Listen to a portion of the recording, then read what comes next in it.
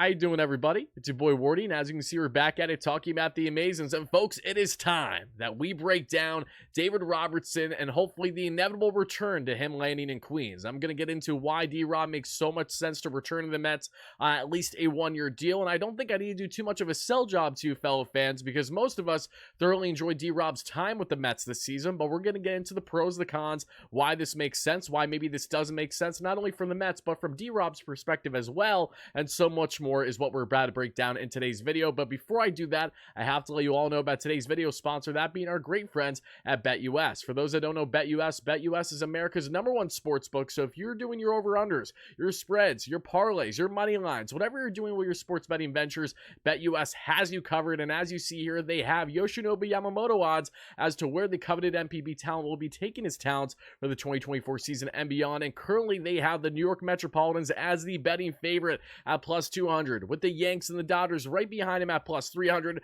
the Red Sox at plus 400, and the San Francisco Giants at plus 500. So if you're trying to get in not only on this action, but all these different types of sports bets you can do on the daily basis, on top of the awesome, unique Wardy parlays we'll be doing for specific Mets games throughout the calendar year in 2024, and which we'll talk about pregame and postgame in our live shows, make sure you check out BetUS today by clicking the link in the description. That way you get a 125% boost with your first deposit. So if you deposit $100, you automatically have $225 to work with. Is that easy? And shout again BetUS for being a sponsor on the channel. But I want to know your initial reactions to the potential reunion between David Robertson and the Mets, because for me, as I mentioned, Ray, I don't think I need to juice up the guy too much. He's coming off of a very impressive season with the Mets, and yes, his numbers once he got dealt to Miami weren't the same, but I think it goes to show, in a little bit at least, hand with D-Rob's lack of willingness wanting to part ways with the Mets. Like, he was visibly upset when he was dealt by the Mets in their first true domino of their multiple dominoes to fall at the trade deadline at 2023. I remember I was at a drive-in movie when the news happened. I recorded on my phone.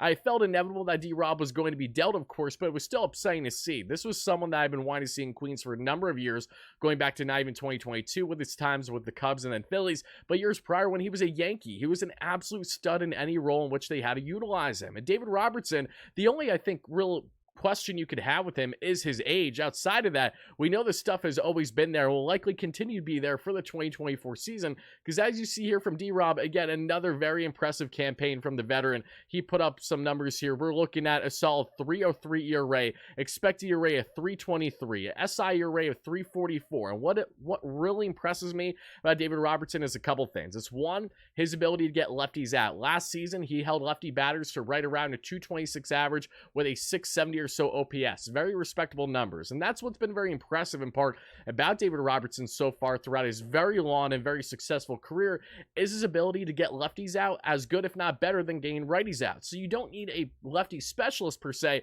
which is something that Brooks really has done very well for the Mets in his past year with them. But you don't need to necessarily have that when you still have relievers that can get them out regardless of their handedness. That is the case here with David Robertson, which is already an automatic win, in my opinion, to go out and acquire him again. And two, look at his numbers with the Mets. He had right around a 2 ERA in 44 games, 44 innings or so with them. Then he gets dealt to Miami, has a 5+ ERA during his time with the Marlins. I understand different organization and a lot of different factors come into play. I know that was certainly the case with D-Rob. D-Rob also tailed off a little bit, especially with his walk rate in the 2022 season when he was dealt to the Phillies.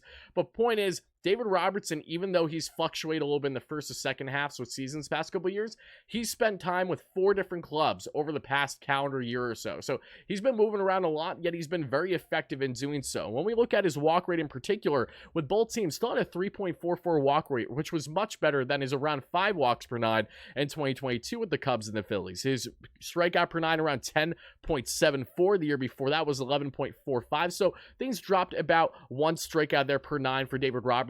But there's so many qualities to his game that you love, not only with the cutter, which has certainly been successful, not just with the breaking pitches, but the one pitch that I know David Robertson wants to not only work on, but rectify for the 2024 season is his slider. He got beaten around quite a bit with that slider, a batting average over 300 for opposing batters and slug over 600. So the other pitchers have looked great. The slider was his nemesis, and certainly something I firmly believe he can get honed out and figured out with Jeremy Hefner, because the slider really started start to struggle more, as he was already dealt to the Miami Marlins by then. So there's a lot of factors, again, as to why he tailed off in the second half. Yes, he isn't getting any younger, and yes, this is not a David Robertson that I'm saying to go out, sign a multi-year deal, but as long as there's a mutual interest level there, and there certainly was, at least D-Rob, as he departed, he kind of made it clear that he enjoyed his time in Queens, but how much have things changed now with the new front office, a new manager? I know how much he certainly enjoyed Buck from what we heard and all his respective teammates.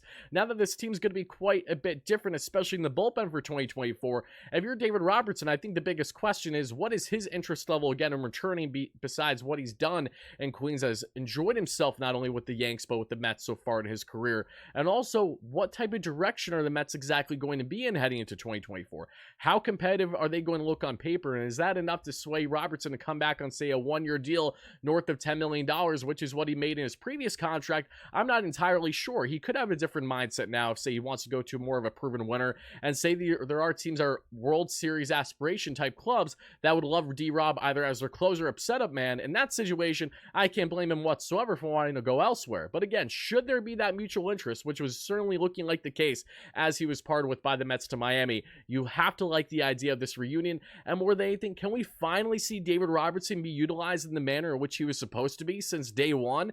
That's the biggest thing. The Mets brought in this guy to be Edwin Diaz's setup man. What were they not able to have him do at all, basically, for the entirety of this past season? Was be a setup man. He came in and was a stud closer for them. I'm not complaining about that whatsoever. D-Rob came into this bullpen, was announced the closer to start opening day with Diaz being out, and he was pretty much flawless up until he was traded, up until he was parted with. So when you look at everything D-Rob has done in his career, not only his long, storied history with the Yanks, in which he's had championships on his resume there, he just has had a lot of deep playoff runs and success. Since then, no matter where he's been, as long as he's healthy, he has been a very productive reliever in baseball, and I just can't get over the fact that this is someone that gets lefties out just as good as righties.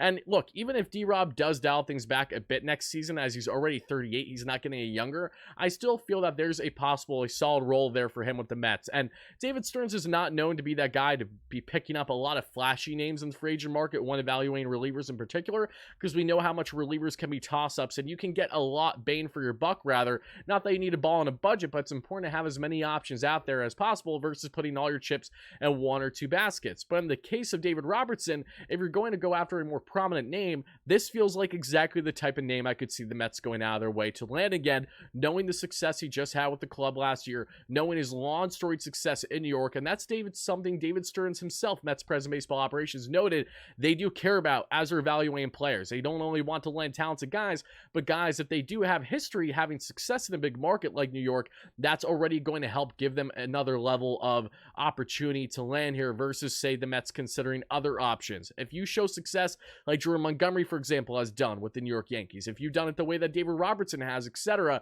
that is appealing to this Mets team that wants to bring in players that aren't already able to compete and help them right now, but also guys that will be able to handle the market smoothly, and that is something David Robertson can do, and then some to this point. So, Mets fans, whoever you're a fan of, I want to know, how do you feel about a potential reunion here with David Robertson, this time as the Mets setup man for the upcoming season? I'd imagine it'd be around a 1 year. I could see him getting less than 10 mil AAV, even with how expensive this market has been. We really don't know how much the reliever market has there for us price point wise, because it's been heavy focus on the starters at this point. But D-Rob, if you could get him anywhere between $8 to $10 million on a 1 year deal, I say sign me up every single day of the week. Now let's see if the Mets and D-Rob feel the exact same way, and that'll happen. But again, for more reasons than one, David Robertson feels like this could be a potential inevitable reunion for him to land in this bullpen. If it doesn't happen, it is what it is, but he's certainly a guy that I know could impact this team for the better for 2024 and beyond. So fans, thank you all so much again for watching. Make sure to let me know your thoughts down below, whether you agree, disagree, feel indifferent, doesn't matter, and stay tuned for consistent coverage of all things Mets